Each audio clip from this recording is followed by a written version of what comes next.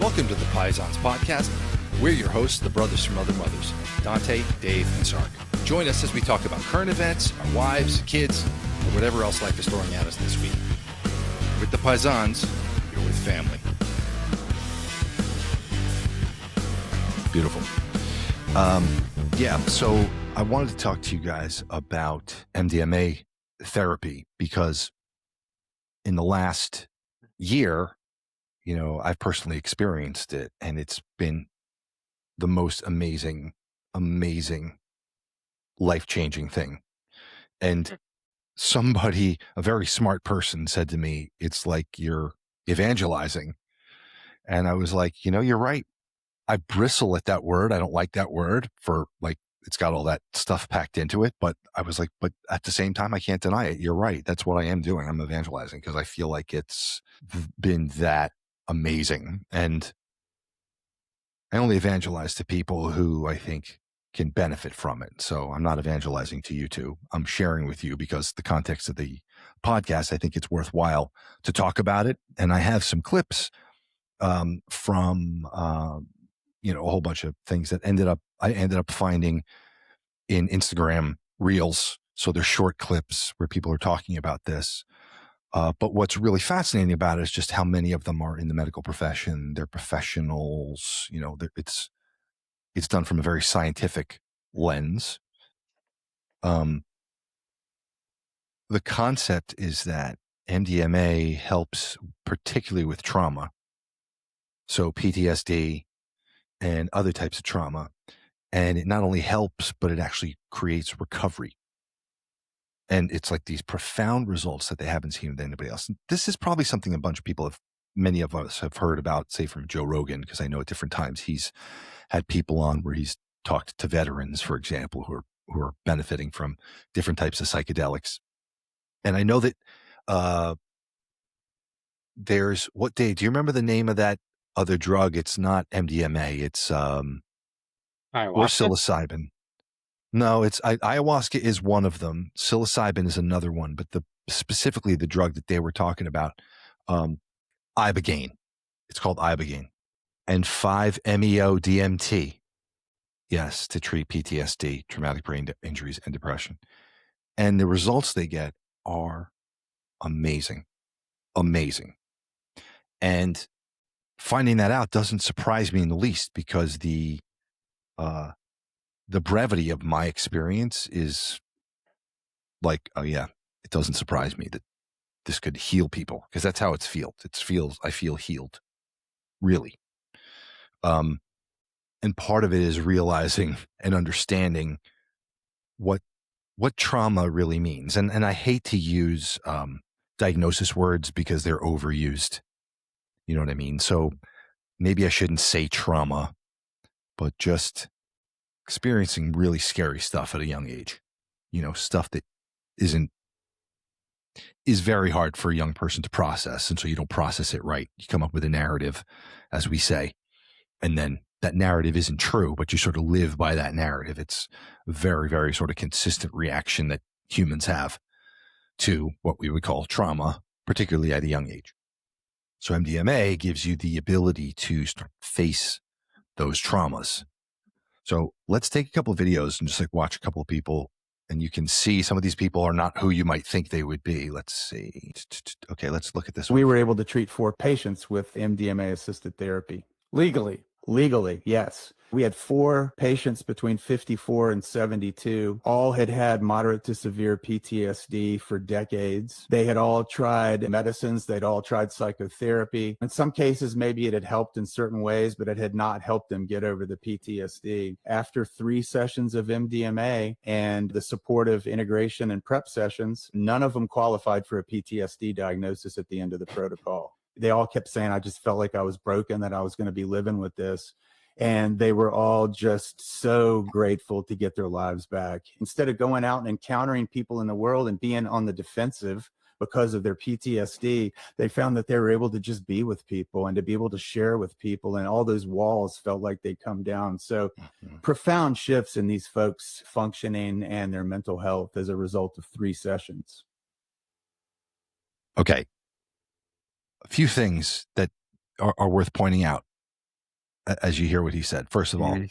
on his face, I think that's amazing. I think that's amazing. Notice folded into what he says is they could be out in the world when they meet people, instead of being on the defensive, they could just be present with people. And that's one of those things that it's like,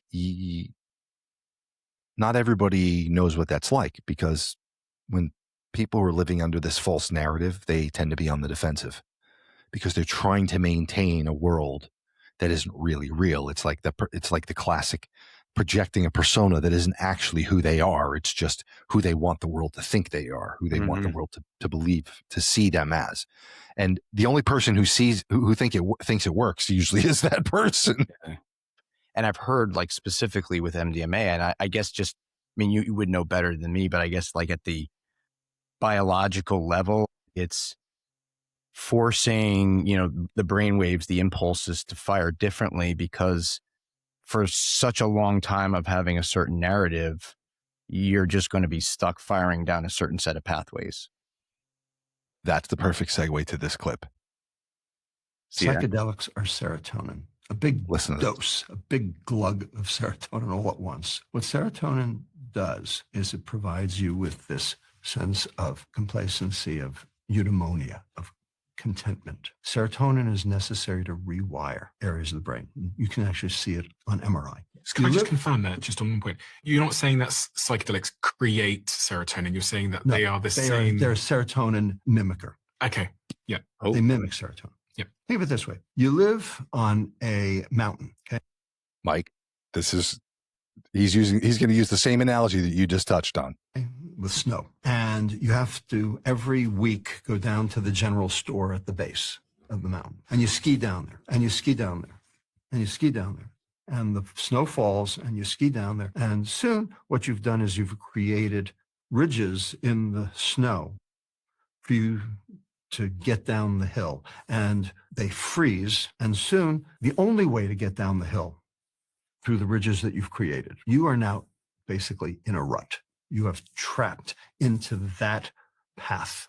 There's no other way out your house other than those ridges that have frozen in place. That's what's happening in your brain. You can't unthink your way out of it because that's the only way you know. Psychedelics are like a huge, enormous blizzard filling in the ruts, filling in the ridges. So you end up with a pristine a snowbank for you to be able to basically ski any which way you want. It's your way out of your rut. Now, can this be done without psychedelics? Absolutely, but it's hard. So I just thought that was a perfect, because you asked exactly the right question, Mike, and you saw exactly the same analogy. I don't know if you remember this, but when we did, when we were in, Dave, when Mike and I were in college, we had an experience with psilocybin at one point, and the first time we really did it.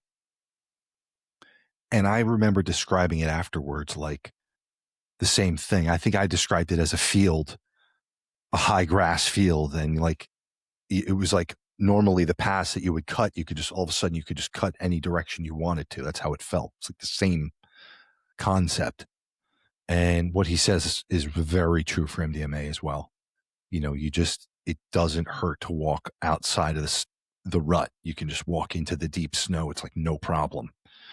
And then what part of that, Dante, is like, so I guess that's a part of like the narrative or like the way of thinking about things, but what is this getting at? Like, what are you trying to find in this trauma? Are you trying to find the cause? Are you trying to find an explanation for it? That's a great question, Mike. So I think about it like you want to find the why, and then eventually you get to the why that's a lie. Meaning, why do I, first of all, you don't just say, hey, I want to do MDMA therapy because it would sound like fun. You have a problem that you want to fix. It usually starts with something kind of specific, but then it sort of broadens into a bigger set of connected behaviors. However, even seeing those other behaviors and the connection between them is something that psychedelics help with, right? So one of the things that is very important in the process is called integration. Okay, so you have the experience, you have the journey itself, which is, call it 6 hours under the influence of the MDMA. Okay. And then you reflect, you journal, you spend time thinking, praying, meditating. Okay. Okay. And then you usually have another session with the person who guided your journey, at least one session a day or two later. And then you usually have more sessions later on in perpetuity. But the point of those sessions is to help you go through the integration. For me personally, each time I went on a journey, the actual, the most profound realization came like 2 or 3 days later, when I would be going to, like, I'm going to go ride my bike, and I get on the bike and I drive. And as soon as I break a sweat, it was like, oh my God, I would feel like I was under the influence of the medicine again. And you'd be like, oh my gosh, boom, this is why I do this. This is why I'm always like this with that type of person. It's very hard to talk in such vague terms. So I want to come up with a specific example to give you, Mike. Mm-hmm. The best I can do is come up with something very personal, which I'm willing to do. I just, at the same time, I want to make very clear that anything I talk about is not coming especially anymore, from a place of woe is me. It's just understanding. It just is. And this is how I used to be. And I can tell you, I've learned to look at all these things now and be grateful for them. Okay. So for me personally, I struggled to tell my wife the truth about anything that I thought would upset her. So if she would ask, oh, did you just eat, like, did you eat a snack tonight before you came to bed? And I'd be like, oh no, I didn't, even though I absolutely had eaten a whole bunch of snacks before I came to bed. Right. There's a perfect example. I was taking food and hiding it while I ate it late at night from her. Okay. Now, a dozen questions in that. Why am I eating food late at night? Like, why am I gorging myself late at night? I'd love to know the answer to that question. Why am I then hiding it from my wife, even though sounds like they're probably related, right? Okay, so that's not a simple question to answer. When you're under the influence of something like MDMA, someone can ask you questions, and they ask you a series of questions, and then they make observations about you and things you say. And if, these people are trained, like, you're not just a schmuck. You have to understand psychology. You don't necessarily have to be a licensed psychologist, but you have to understand human psychology. You have to have the experience to know these things go together. Yeah. So somebody had asked me in that time, what is it about? So the person who was guiding me said, so let's talk about the eating. What is it that you have? Like, what has eating meant to you over the course of your lifetime? And I'm remembering my grandmother used to feed me all the time. That was how she showed me love.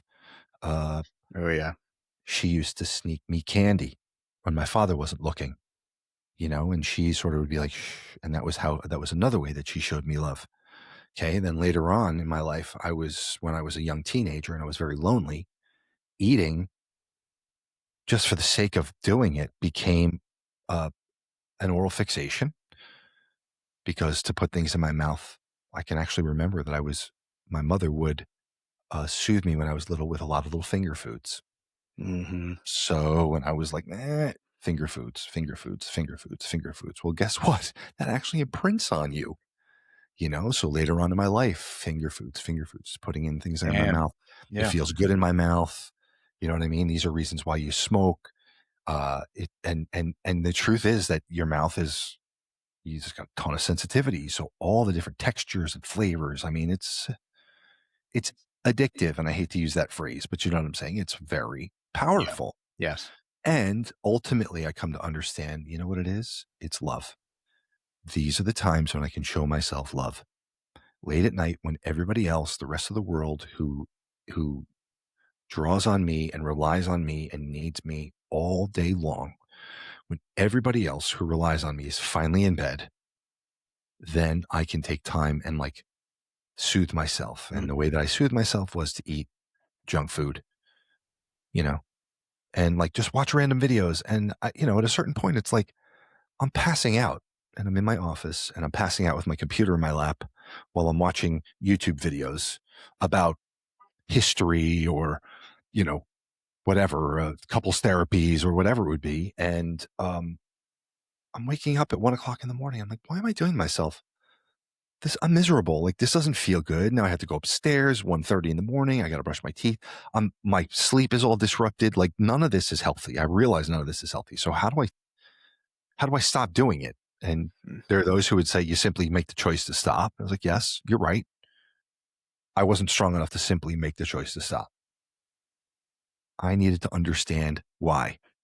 So ultimately, when I get to the point and I understand why, I say, okay, I understand why. Why? Because it feels good. Okay, why does it feel good? Well, on some level, feel like it's giving myself love. Okay. So that's the lie. It's a why, but it's a lie. Because I'm not really showing myself love. Actually, I'm being self-destructive when I'm doing that. Okay. Wow. Literally just coming to that realization, and late at night, I've just stopped. I just stopped. I don't have to do it anymore because I understand why, and I understand that it's a lie. Now that I understand it, I can sort of just not deal with it anymore. Or I shouldn't say not deal with it anymore, but not wrestle with it anymore. I can let it go. There's something with the ego in there too, right? I mean, is this all through this process? Is the ego sort of subdued essentially? That's exactly right, Mike. It's exactly right. It I calms the amygdala.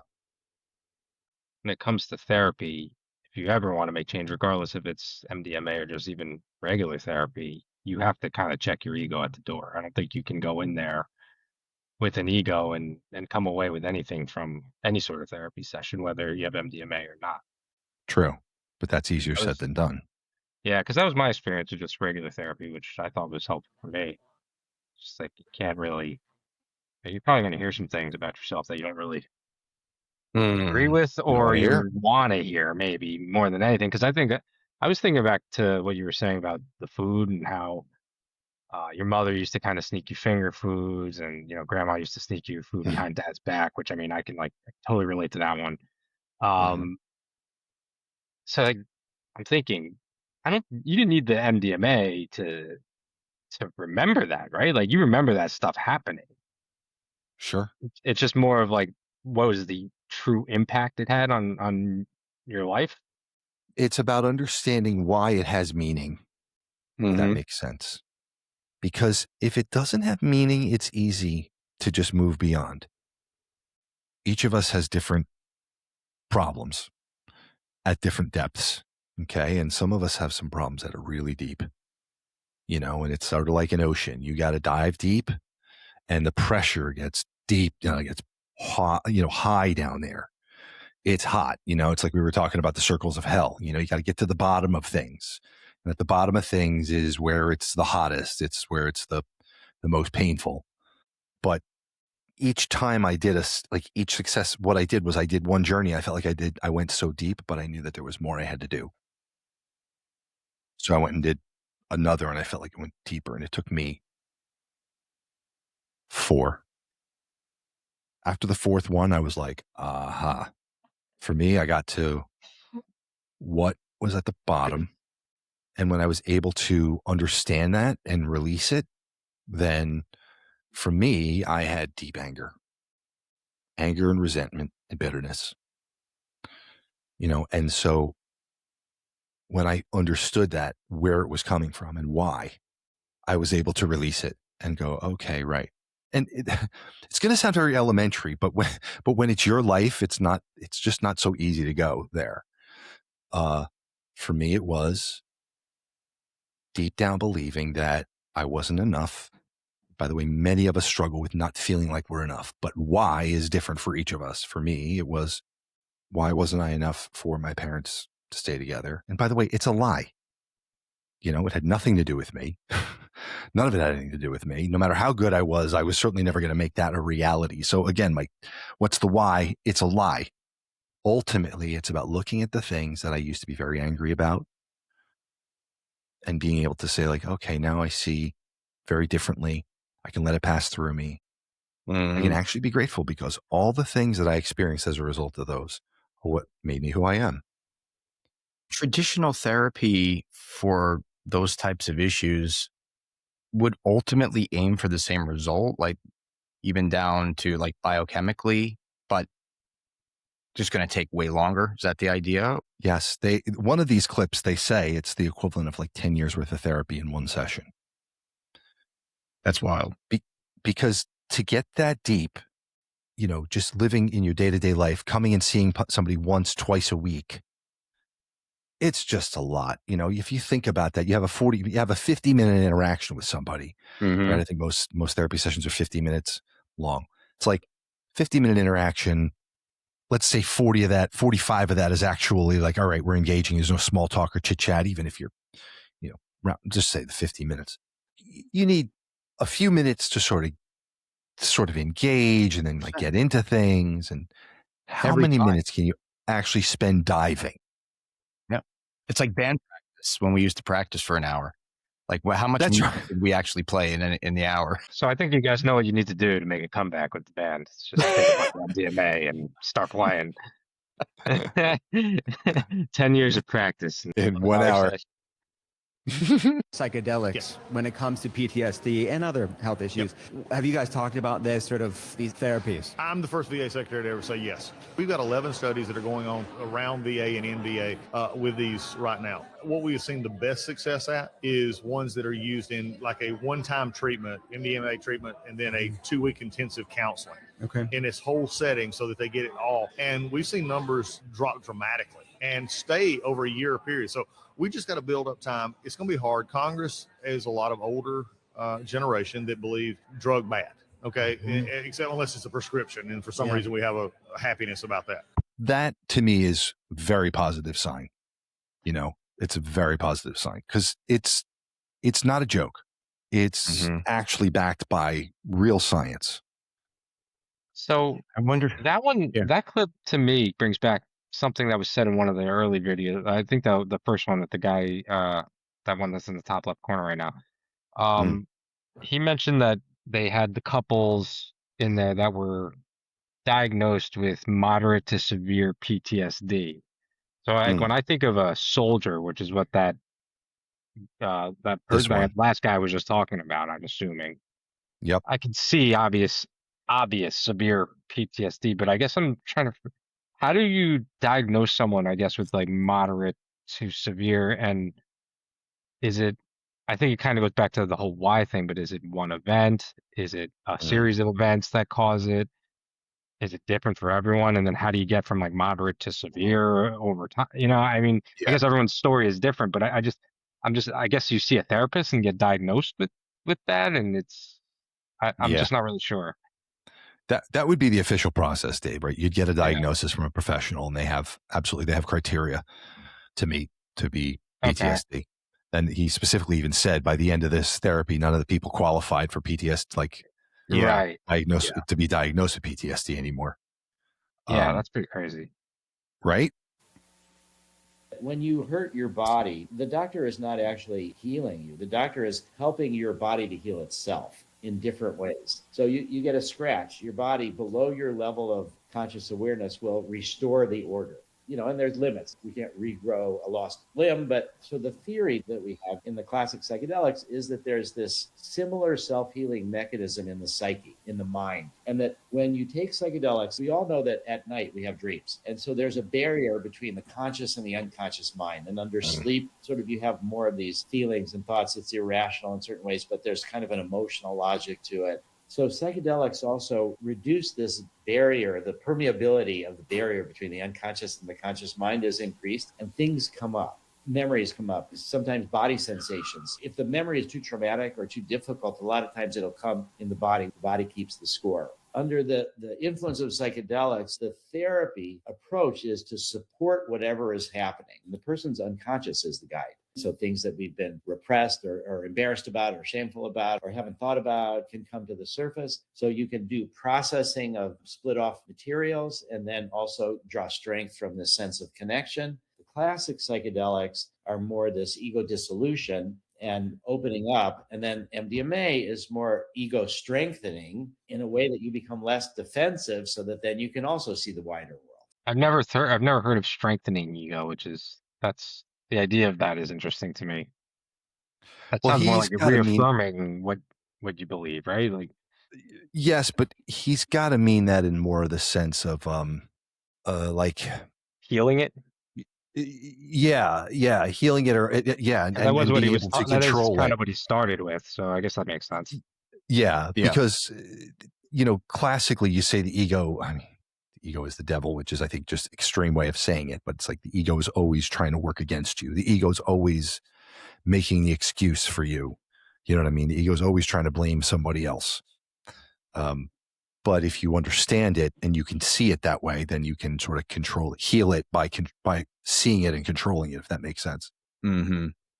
Yeah, and also the ego's like, I mean, for things that are, because so much of what you're going to be talking about is just embarrassing stuff. I mean, it's private, you know what I mean? So I think that's also where, the ego comes into play. It's not necessarily being resistant to therapy, but not wanting to go there, just maybe even on an unconscious level, not wanting to go there. You're 100% correct. Now, it's interesting. One of the things that this guy just said in this clip we listened to here, this one, the How Psychedelic Therapy, he made the comment about the body keeps score.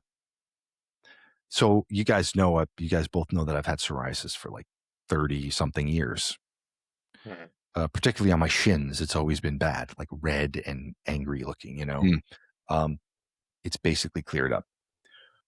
You're kidding. Not 100% now, but basically it's cleared up. Oh. We'll see, assuming that I continue to do what I see is quite directly a correlation between stress and whether I'm allowing things to stress me and my skin.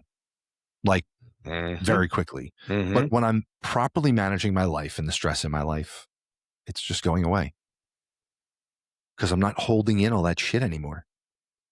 And you got to wonder how many other types of ailments come from those things, The increase in autoimmune disease in the last 10 years is like 500%. Like, it's insane. Don't quote me on the number, but it's very high. Yeah. There's tons of people now reporting autoimmune in the last 20 something years.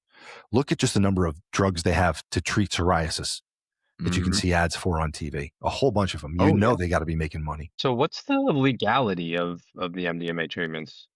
Well, that's where it gets gray, because it's kind of like, it's not illegal though, right? I mean, or is it? It's illegal. Is it? Technically, okay. it's illegal. Yeah, I mean, it's like therapeutic treatment. I don't know if it's something you can get prescription for. I can't say it's impossible. But it's one of these things that I think that if you know the right people, I would imagine that the people who are guiding journeys, that they know, how people can get it. All this to say, I don't want to focus on that because I don't want to be talking too much about that one way or the other. But but Dave, at the same time, it's insane. Like, you look at the VA is trying to deal with it for treatment there. And I think it was last year or 2 years ago. I want to say it was last summer. One of these studies was done, and they were not allowed to report the results. Like, the journal rejected their results because they didn't like their methodology. And they were like, well, we asked you and we showed you our methodology before we did it to prevent this problem because we didn't, and you approved our methodology. And that's exactly the methodology that we used. And they were just like, yeah, we don't approve this method. So it's like one of these things that just feels very suspicious.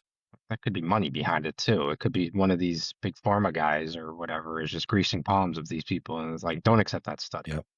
As it goes against what we do or whatever. Well, exactly, Dave, right? I mean, you got to assume that that's part of what's happening because how else would you explain? It's just like, it makes perfect sense. They want people to be on SSRIs. SSRIs are where they make the money. Now, I would argue that this should be supported, but the problem is it's a cure. We don't want you on a cure. We want you on the thing that you have to be on the rest of your life, right? I do think there's a shift though with maybe not MDMA specifically, but other recreational drugs.